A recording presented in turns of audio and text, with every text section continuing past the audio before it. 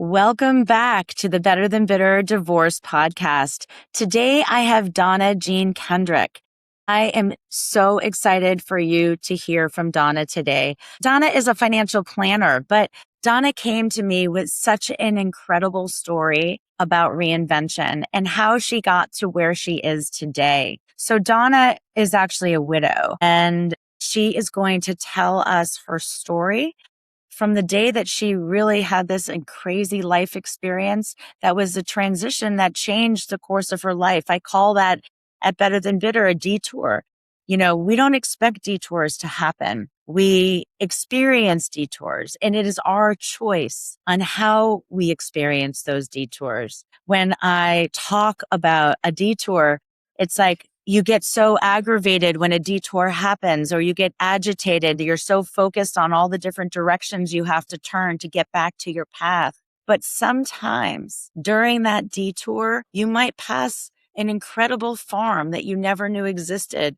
Or maybe there's some cute kids that were playing in the corner at the front yard, kicking the ball that you didn't even know lived around the corner from you. So it is how we experience our life detours and what we do with those experiences that really make a difference. So I'm so pleased to have Donna on board today and allowing us a little piece of her story and what is possible. Welcome, Donna. Well, thank you so much for having me, Tania. I appreciate the opportunity to share a little experience and a little love. So, Donna, tell us a little bit about your journey. So, I know you said you were a widow, and what was happening during your life when that came about? Yeah, so I'll call myself a sudden widow. So I was age 40. My husband, Greg, and I had just moved back to the Philadelphia area. That's where we were born and raised. After traveling many years abroad for his job, I had actually given up my career as a financial forecaster for the pharmaceutical industry to support his career abroad, and wound up teaching English to Italian kids. So well out of my wheelhouse, and came back home again to Philadelphia. And 2 months later, he passed away, and he passed away suddenly. He had taken his life, and it was just, wow. Like, you just have a big, deep breath standing in your backyard being like, whoa, is that what happened? Like when you talked about having the detour, to this day, I still don't know how, when my GPS takes me like a certain way, and then there's construction and they take you off that way, I don't know how to fix the GPS. Like, I'm just like, all right, I'm just going to follow the orange signs because my GPS is just trying to take me back to the main street. That's what it felt like. All of the dreams we had back here in America, we had 3 young kids that were 8, 11, and 12. Were still my dreams, but they didn't apply anymore. So I was starting from rock bottom. The main thing for me was finances. I wanted an answer of, am I going to be okay? But at that time, I was making $17,000 a year working in my kids' school. Like, the paycheck just went away. When my husband died, the paycheck stopped. Now, we were lucky enough to have life insurance, but that takes a while to kick in, right? We had just bought a new home. All of our cash reserve was gone. I did that prudent thing that many people do. And I reported his social security number, and I canceled all the credit cards. And guess what? I was an authorized user on all the credit cards. So I had one credit card that kept me. And that was my only method of having any funds until the life insurance came through. So it was like a learning curve of the struggle bus on that detour for the first few months financially. But then you have the emotional whirlwind that's going on. And then you're trying to figure out what's next for a detour to take you where you don't know, right? There was no end point at that point in time. I was just treading water. Yeah. Every time I hear your story, you're an incredible woman. And being able to have 3 kids so young and have your husband take his life so much, just die from a heart attack, just the emotional piece of that, and being able to pick yourself up and figure out one step at a time, am I going to be okay? And there's so many alignments between being a widow and getting divorced, and the attitude, the affirmations, the mantras that you have to create for yourself during that time of loss. I say it in Better Than Bitter. It is the most important mantra, is I can and I will. I can and I will. So each time you doubt yourself, you doubt that you can move your life forward. There's out there, I just held up a little sign that's on my desk that says you can and you will. Oh my gosh, Donna, we did not even talk about that No, before, and that is incredible. I've got And little shivers. Like, me too, that's on totally. my desk. Totally have the shivers. I was like, that is the one thing that everybody who is gone through the process, but gone through it in a powerful way, that is their mantra. If you can adopt the I can and I will mantra, you will live a life out that is a life of possibilities. And that I can and I will, you have to wake up each and every day and you say it to yourself. I can and I will. So Donna, take us back a little bit because again, the financial piece of it, you have some advice to give to anybody going through divorce who is going through that same fear of, am I going to be okay? I don't have any money to pay a lawyer. I don't even know how I'm going to pay my rent on my own. Everything has been shared expenses, or maybe I haven't worked and gave up my career to stay at home for the kids. What is that I can and I will first step to give them some level of solace or security in terms of how to reduce that sense of overwhelm and fear? Yeah. I mean, I think a lot of it is like I am a person who likes control. Ask any of my 6 kids now. I am remarried, listeners. So we have 6 kids from 16 to 25. And yes, I do like my control. And so you have to think in that moment, I was like, everything was out of control, right? And so I grabbed onto what I could manage and what I could know was reliable. And for me, that's math. I grew up as a statistician. That's what I was educated as. And so I'm like, okay, let me just figure out. I was lucky enough that in our relationship with my late husband, Greg, I was the one who did the daily money, right? Like, so I knew where the accounts were. I knew the passwords. I knew all of that. There's some people in relationships and divorce that they're not that financial savvy person. And that's where we say lean into professionals who can help you, whether it's a daily money manager, a financial planner, an accountant. But I always say, like, I leaned into what I could control, which was gathering the accounts, which was figuring out what is in my name and what is not, pulling an annual credit report so I can see what accounts might still be open. What might I have in credit in my name that I forgot about? That Sears card or maybe that GM credit card I signed up for a free t-shirt back in Penn State when I was 19. Like, is that still in my name? But like, I pulled my credit report to be like, okay, all right, this is me in a credit snapshot all by myself, because you usually have a joint account, but you have individual credit scores. So something my late husband had done might have impacted my credit score. That's the FICA. But the actual credit report is what I start with, even my clients, and what I did that few weeks later. Like, isn't that weird? You're a widow and you're full of all of this grief and like, why did he take his life? And I'm like, I think I'll pull my credit report, right? Because I had to. In my mind, that's all I could do to start this control part of it. And if I was going to be a grieving widow that had to understand Social Security and pension and life insurance and health benefits and this whole program, well, I was going to do it well. And when I sat and I interviewed all my financial planners, I was going to make sure that I presented my tote bag full of me, is what I called it, as best as I could. I was going to be their best client because I could control certain things. But that's what I really started doing, is making myself just a roadmap. It was literal back then. PDFs weren't a big thing. It was folders, right? And I put it into one tote bag. This is the pension information I have. This is my Social Security number. These are my kids' Social Security numbers. This is the 529 we have for little Connor. Sorry, we didn't fund the other kids. Like, this is the life insurance. And I carried that tote bag around with me everywhere. And I started interviewing the people that I knew could do things for me that I couldn't do. And a lot of it was, I don't have any money to pay you right now. How do you engage? And so I always recommend too, that if you are in such an emotional state that you can't have those conversations, well, you lean into your bestie. Have your bestie call those financial planners. Have your bestie call those new accountants. Interview 3 or 4 of them. In my book, The Divorce Money Map, there's actually questions to interview. And then have them sit down with you and tell them who you like best. So you have to just go see one. You don't have to go see 5. But I kept on going until I found the financial planner I liked best, slid my tote bag over and was like, hi, there's like 100 paper bonds in there. Have fun. Right? Like these are the things that I did. Same thing with estate attorneys, right? Like I knew that my late husband and I had traveled abroad, and decisions that we had made when we were traveling abroad, thinking, what if something happened to us and our kids need guardianship, felt very different when I'm stateside and all by myself. Sometimes people show their true colors in extended family and friends during divorce, during widowhood, and the decisions you made as a couple might not stick anymore. So I was really doing an inventory of my finances and what I needed to do to protect my kids. And that's all I could do at that moment. And that was fine.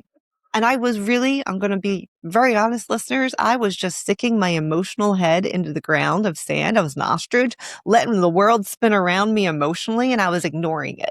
I was keeping busy to get things done because that felt like something I could control. Year 2 is when I had to deal with all the emotions. But I was very productive in year 1 of trying to get things organized.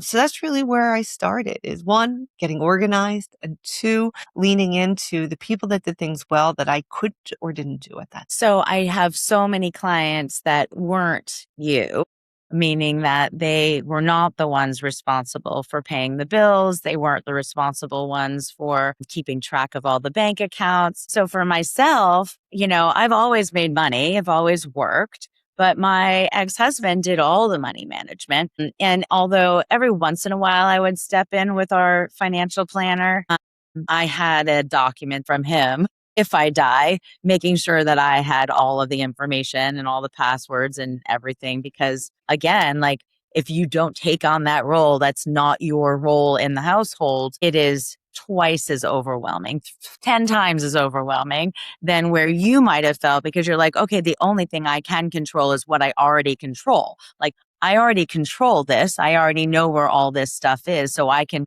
put my head down and figure this out. I was just having a conversation with another client who actually is not the one who did the money. Her soon to be ex, she actually had a very interesting terminology for her soon to be ex. She called him her husband. I thought that was so cute. Yep. I called it That's soon a to good be one. ex. They're in transition. It's not there's she's still a husband. He's still a husband because they're not divorced, but it was a husband. I always called it a soon to be ex. But I think that, there's a lot of overwhelm there, a lot of overwhelm. And that emotion of the feeling of fear of the unknown. And we do a lot around thought rescripting because the I can and I will learn how to manage my finances. I can and I will be employable. I can and I will show my capacity to learn about something that I haven't done in the most recent years. Like just making sure that you use those I can and I wills in ways that empower you to move forward, right? Because even though I did not do the finances, I kept saying, I can and I will do this because it's a necessity to moving forward. And I had done it in the past pre-marriage. We all had to do it for a certain amount of time, unless you got married when you were 18. We all have had some capacity or we've had to have some level of capacity to do this, right? And nowadays, right, Donna, like things can be easier because there's so much more technology to be your friend. You don't have to get bills in the mail. Yeah, it's true. And so like, let's move forward. But can and I will be employable, right? So at that point in time, I was not a financial planner. That's what I currently am. I didn't have the education behind me. I didn't have any federal or state licenses, right? But I really was like, what I can do is know that I'm not going to let this experience, this stop bump, this detour define me. And then I was like, wait, it can define me. But what am I going to do next? I will make lemonade out of these lemons. I will. And so when it was time for, the dust to settle and I knew, financially, I have to start earning again. I wanted to make sure that I did it in mission, that I did it with something that was going to make the lemonade out of the lemons here, that detour was going to have a beautiful endpoint. I wanted to make sure I found that. And so I really reflected at that time on what was most impactful to me. And it was that financial advisor that I slid my tote bag over to, who answered the questions of what do we have to do now? What can we wait and do later? what's immediate, and when can you dream again? Right? Because in the middle of emotional turmoil, like so many of the divorcees, like emotionally, I felt rejected from my late husband because he took his life. I was like, wow, I wasn't worth living. Like 4, like that was hard. So it wasn't just like he had a heart attack. Oh my God, that was a bad circumstance. Like I got a lot of emotions popping with it. And the financial advisor I leaned in with just gave me a box of tissues, never handed one to me, just slid the box in front of me and just let me know how he was going to help support me and help answer that, am I going to be okay? And really gave me a step-by-step guide. And so when I knew I had to go back to work, of course, I have a lunch with my financial advisor. And he's like, what's this about? I was like, I want to do what you did for me for other people. He's like, oh, didn't expect that. I was like, tell me, what do I have to do? Do I have to go back to school? What do I need? And he together sat with me and showed me all the coursework, what I had to do for licensing, what the time frame was, as well as tell me, can I afford to do this? Right? Because if you don't make a lot of money in the beginning, right? You have to work your way up. And I did. And I took all the coursework to be a CFP before I was even licensed. That's a certified financial planner. I was like, this is it. This is teaching people how to share information, how to be as a couple transparent. Even if you don't like doing the money management, you know where it all is, right? And now that we have technology, here's a portal so everything's in one spot. Like, wow, I want to do this for widows and people like me in transition. And he took me under his wing. I studied, and I mentored under him in his practice. And then in 2020, launched my own practice so that I could specialize, niche, in doing financial planning for women, majority, about 80% of my clients are women, in transition. So that widowhood and those divorce, the ones that are saying, okay, this big step bump happened. I don't want to stay in this job. And do I have to? I can't raise my kids and get them off the bus anymore because of the hours. What can I afford? What can I take on? What benefits do I need? This is a divorce settlement. Am I going to be okay if I say yes to it? Like, these are the questions that you need to be a partner, a friend, and add a little love back. And literally, I took those bad situations and was like, nah, this is going to find me in a great way. So let's go. I can and I will each day. Yeah. That's beautiful. And my father always said to me, do what you love to do and the money will follow. And I just really fully believe, after listening to your story, my own story here as running Better Than Bitter, is if you can find something you are passionate about and that you can find purpose and mission in, you will be able to make money doing it. Passion, right? Love waking up every day. Like I really do. Like I'm just like, work isn't, don't get me wrong, there's some long days, but work isn't like work. Like it is an honor. It is a privilege. And if I have downtime, like my poor sweet family has to be like, please, like don't go start another book. Right. Like, so I was able to author 3 books and they're like, can you just be? And I had to work on just being, right? Because I do love it. I do love it. One of the things my stepmother always said to me is, Tania, you need to focus on learning how to be a human being and not a human doing. Have you gotten that before? I have respect the white space. That's what I keep getting, right? Yeah. Like you don't have to fill every little bit. Okay, let's go back to me saying like, okay, I wasn't going to deal with any emotions. So I was going to stick my head in the ground. I am sure there's something stuck in my subconscious that says, as long as I keep busy, this isn't going to catch up to me, right? And when I have time on a beach with a book, right? Is it going to catch up? Are those thoughts going to go there? And I don't even know what it is, for God's sakes, right? So that's when I lean into taking care of me too, physically and emotionally. And I urge all of my families in transition, men, women, and the kids that are watching them go through it, to really and truly lean in to supporting you as the person, because you can't give a lot to other people if your cup is empty, right? So do some spirituality. Lean into religion if that means something to you. Lean into fitness if that means something to you.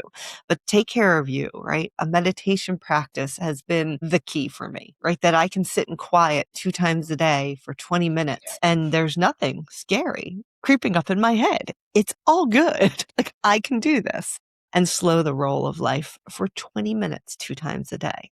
That's a gift. I absolutely agree. And I ran a health and wellness company in my 20s. And so being able to pull that into everything that I do here at Better Than Bitter is always my joy and my passion for being able to bring all of those elements into, people's journey.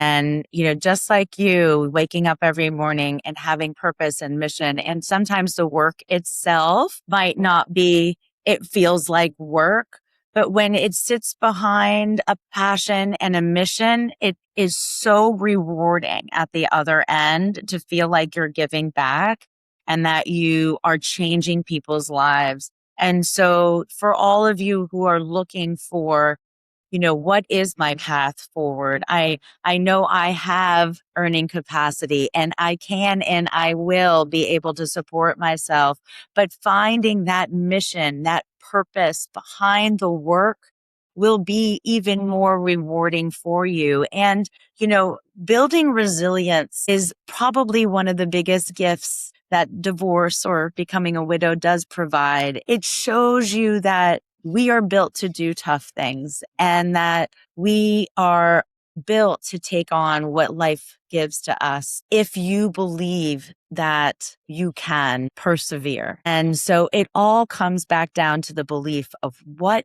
is possible, and getting clear in your mind, getting clarity about not only what you want for your future in terms of physical things, but I encourage all of you to think about how do you want to feel every day when you wake up. So it's not just about, do I want the house or do I want the car or do I want the 401k or do I want the pension? What do you want to feel? How do you want to wake up every morning? Because if you are harboring bitterness, resentment, and anger towards your soon to be ex, if you are going to wake up harboring those feelings every day, what you are hoping for in your future is probably not going to be possible because you're creating a situation where your feelings each day are not going to promote positive actions, reactions, and behaviors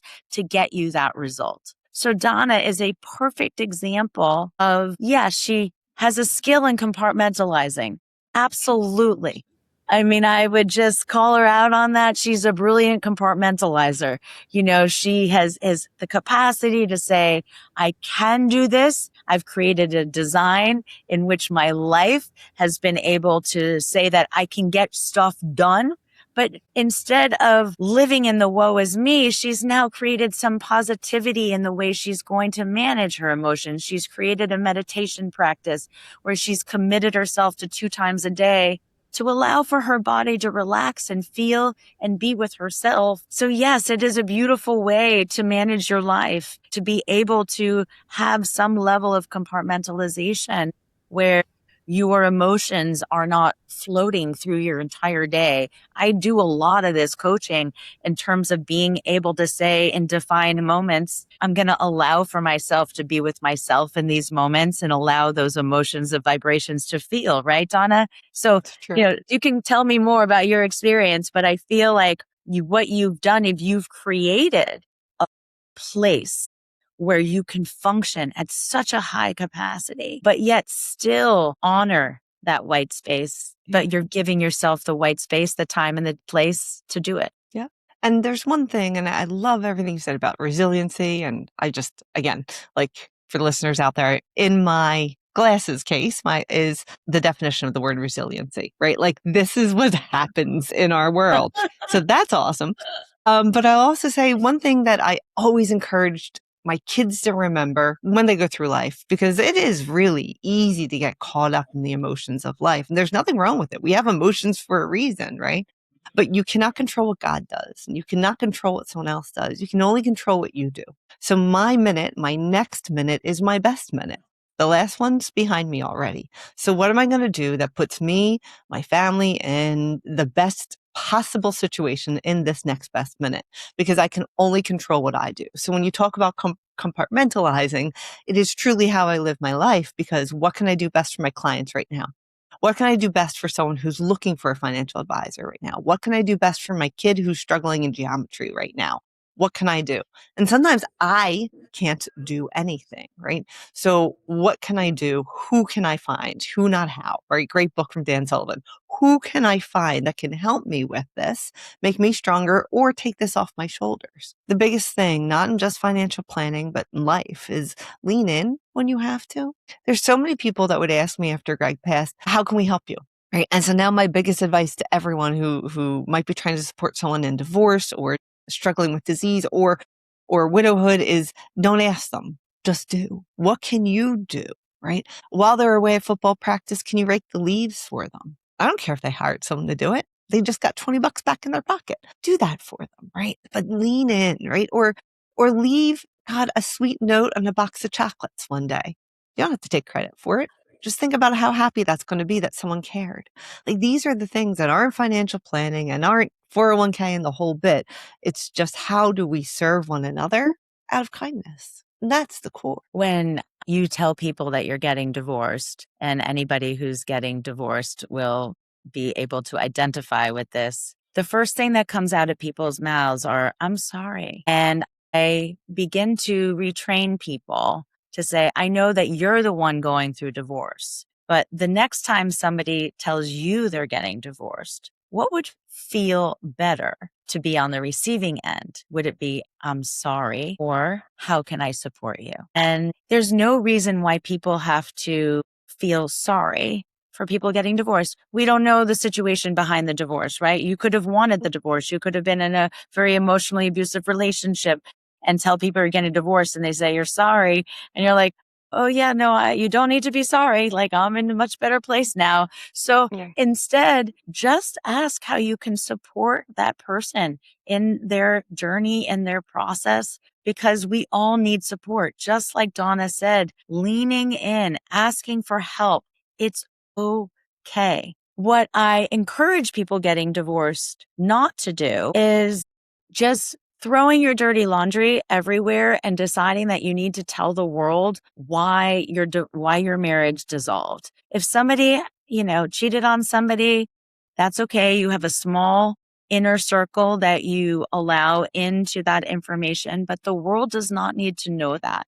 It does not serve you nor your children any good for the world to know why you're getting divorced. It only is servicing you to be able to vent to other people, to inflict pain when you're feeling pain. And that is not productive in healing for yourself, because poking and picking and prodding into creating pain on somebody else because you're feeling pain might give you an immediate relief, but it doesn't give you a long-term relief. And so I just encourage everybody out there to really stay compassionate and empathetic, support one another, support yourself. Don't, focus in on beating yourself up on the why, and being able to get people like Donna on your team. The best thing I ever did in my divorce process was hiring my certified divorce financial planner. That was the number one thing. It wasn't the mediator. It wasn't the attorney. It was hiring a certified divorce financial analyst. What they can provide you with is not only insight in terms of your wealth health, in terms of what the projections are for your future, but they help you define that division of assets that's going to work best for you, not just today, but for your future. You might think that money in the bank, is king for you because you're worried about cash flow, and working with a financial advisor or a certified financial divorce planner, certified divorce, CDFA, you got it. CDFA, like they can tell you, you know what? Yeah, you can take half of that retirement and still be okay if you get cash from selling your house. You need both of these flows to be happening at the same time. So getting somebody on your team who can give you that forecast. So I'm plugging Donna, I'm plugging all certified divorce financial planners, but it is the number one hire. And I know it's upfront money that you might not have planned to spend, but they will save you so much money over the long run. The cost of making a mistake, we call it, right? Yes, it is the cost of making such a big mistake. And because I got that support, and my soon to be ex said, I can do this on my own, I don't need any support here. I got a lot of the long straws. The decisions that I made on what I wanted in that divorce, I got the long straws. And I firmly was set up so well for my future that and every time I go to my financial planner now, it relieves all of my stress. Every time I Oh, I'm get into glad. panic mode, I'm like, wait, oh my gosh, I'm like I'm running a business. I'm an entrepreneur. Like, am I going to be able to make it? And, I go in there and he's like, you're fine, Tanya. You're fine. And I feel like that is just those 3 words, you are fine, are the best 3 words that I could ever possibly imagine. And sometimes he's like, no, you know what? Next year you have to make X amount. If you want to continue on this road, Tanya, and you want this type of retirement, you have to make X by this date. And that gives me a kick in the pants. It's directional, right? And that's what you're talking to with the CDFA, taking a look. So many of our clients actually hire divorce attorneys who really don't have the language or the technical skills to understand the quality of money, we call it, in finances. So if you're hiring an attorney that you love, lean in for a CDFA for that financial founders, or ask that attorney. Many attorneys have CDFAs on their staff to help with these proposals and analyzing and things like that. But I love that you shared, like, because you got some of those long straws, you call it, all of a sudden the direction of life outside of the divorce, post-divorce, is already looking up, right? Because now wait, I have some plans, maybe not a lot, but I know I can fulfill them. And if the fulfilling them is I can retire at a normal retirement age and still feed myself, that's what it is, right? But without knowing that answer of, am I going to be okay? Is everything going to be fine? That's a lot of what the CDFAs are there for. And I love that you leaned into that. And I'm going to tell one more story, Donnie, because you'll appreciate this as a financial planner. So I went to my financial planner and I said, okay, in my divorce agreement, I have up until 2025 to sell my house and keep my ex-husband at the time on the mortgage. And he was giving me that leeway so I didn't have to refinance, because if I had to refinance at the current rate, I wouldn't have been able to afford to stay in the house. But I could sell at any time before that, but I had until 2025. It was in 2025 when I went to my financial planner and I said, okay, I need you to do 4 scenario builds for me. Sell my house, rent for the rest of my life. Sell my house now, buy a house in cash with the money that I get from the house, go and buy another house, 20% down, and finance the rest. Or should I buy a house in cash and go back to renting when I'm 75? He did 4 scenarios for me based on the money that I would have made in the house after I paid taxes and everything else. The best place for my money based on my situation, interest weights, all sorts of formulas he did based on predictions, renting for the rest of my life. So for all of you out there who are really living in fear, lean in. Ask your financial planners. Do scenario builds. Don't make assumptions. Don't think you know everything. Lean in. Try to figure out the best way for you to live. So many people are so tied to that family home. They don't want to leave that house because they believe that holding on to that property is the best place for their money, but it might not be. Keep your mind open. Talk to the Donnas of the world. Ask the questions. Get prepared. Talk to them about what's meaningful to you about the way you want to live your life. How do you want to feel? Do you want to be house poor? Do you want to be strapped for cash? Do you want to be worried about maintenance and things falling apart and not having money to fix things? These are things you share. You share with your financial planner because they're the ones that are going to help you figure this out. It's a puzzle. It is a puzzle. Life is a financial puzzle. It really is. It is. And the great thing about working with a financial planner is that, like, you get to lean in whenever. They're always available for you to run things by. So those nights that you can't sleep, that you wake up in the middle of the night, which I have all the time, by the way, in a financial panic, like, am I okay? Again, those are like the 3 words. The next morning, I just don't fret. I call the Donnas of the world and I just say, help me out here. I'm ruminating. Yeah, sure, we'll run that model. Like, at least I do, which is kind of sick, but I'm like, oh yeah, sure. let's talk Tuesday. Like, I can't wait to see what comes out. But it's because a lot of it's choice, right? Like we just want choice because when we go through transition many times, like my roadmap, it was leading me to where? Question mark. All of a sudden I had to put that destination down. And now what choices do I have to make to get there? It's actually fun. That's good. Okay. Everybody needs to find a financial planner who thinks that building models is fun. I'm going to give Donna a few minutes here to tell us about her books. Because again, she's a amazing wealth of resources and so passionate about what she does and can do for anybody.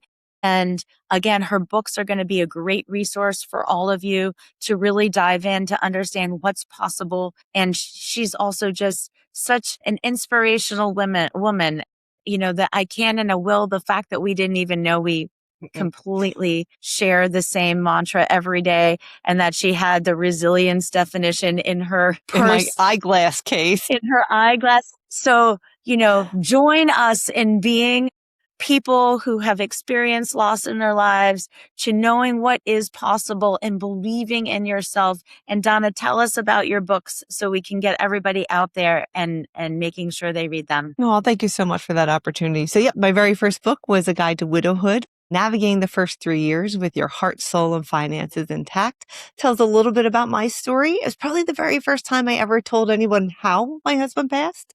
I used to just say it was sudden. And the only reason I started sharing that too, because let's talk about the privacy, right? Privacy of my husband's decision to take his life. Was simply because I need people to understand like what it felt like to make these huge decisions in grief, right? And when the world was swirling. So I thought that was appropriate. And then of course I'm like, I'm going to write this book and then I'll never have to talk about it again. It's in the book. And then you go on podcast and you're like, I talk about it all the time, right? But it was also a really great opportunity to put some tools in there for people who did not have that financial strength to say, okay, where am I now? Where do I want to be? And how do I get there? What's an asset and liability? What's a net worth? How do I get my credit score? What do I have to do with my estate documents? So then let's fast forward to when I got remarried to my husband, Jim. We wrote A Guide to Blended Families, which is merging assets and navigating financial challenges. And that again, my friends, is my own story about how darn stubborn I was, not wanting to get married, not wanting to share finances, and not wanting to do it again. I had become fiercely independent. But I did, and it was really nice to share, and it was a good therapeutic process. Again, how to take all of those tools that we talked about in the Guide of Widowhood and use them for two, right? And how to protect one another and how to have open conversations about money. Because here's your second time around, right? Like, what did I not do great with my first husband? What did my second husband, Jim, not do great with his ex-wife, right? And what did we learn from it as mature adults? Moving forward to the third book, which is the Divorce Money Map, that was supposed to be just like the other two, a little bit of a story, some tools, and I just couldn't do it. My poor publisher was like, where is it? And I was like, I just want to do a workbook. I just want to do a workbook that someone going through divorce who doesn't have a clue of their finances can sit down with a pen, sit down with a pencil, and start from left to right. And that's what it is. They're working pages of what to do next. You don't know what you don't know. And so this book is something that you can throw into your very own tote bag. I should actually market a tote bag that says Self and Financial on it. I will. I can and I will. But so just put that in there and have it with you. There's literally 365 pages in the back. So you can write down conversations. Who did you talk to when? Because that will be a resource on its own. So that's the Divorce Money Map, taking control of your finances before, during, and after divorce. And that is really, I hope it's a keepsake that one day you can put into the fireplace, but it's something to just keep with you as you navigate this and you have conversations with your attorneys and your CDFA. They'll be thrilled that you have everything in one spot. It's what I started doing 2 days after Greg passed, gathering my information and filling in the blanks. So that's my gift out there to everyone who just is trying to navigate things before they've even said, I think I'm getting divorced. It's what it is. And if you haven't told the partner, it's a very big blue book. So don't leave it on the dining room table. Keep it somewhere safe. Like fits real nice underneath your seat in the car if you're not trying to share the information yet. But yep, so those are our books. And we also have a podcast, Widow Wisdom and Wealth, where widows and widowers share their stories of how they recreated their lives while raising their kids. So if you know anyone who wants to be a part of that, please lean in. And Donna, where can people find you? Are you certified to practice in all states? What is your... Yeah, I'm in about 13 states. So you can find the list of those on the website, seftonfinancial.com. You can find all of our authorship speaking opportunities podcast at donnajeankendrick.com. That's probably the easiest way to get information. But even if we're not licensed in a state and you are serious about wanting to lean in into our practice, listeners, I'm mommy people. So if you don't want me in your business, I'm not the one for you. Just saying. I take it real personal. But we can usually get licensed within a few days through reciprocity. So it's kind of a nice way to be able to invite people in. Yeah. Great. Well, I so appreciate you. All of Donna's information will be in the show notes, so you'll be able to find her through that channel. And for all of you listeners out there, if you have not joined the Better Than Bitter community, definitely join our community. That is our big push for 2026. We are growing our Better Than Bitter community to change the divorce dialogue, to give everybody that sense of empowerment, to connect professionals in with our people who are getting divorced, and to give you those divorce resources to get you to that finish line and beyond. Because you know what? Once that agreement is signed, the real work actually begins. So getting there is where the fear lies, but moving your life forward, that's where the real wins and rewards come in.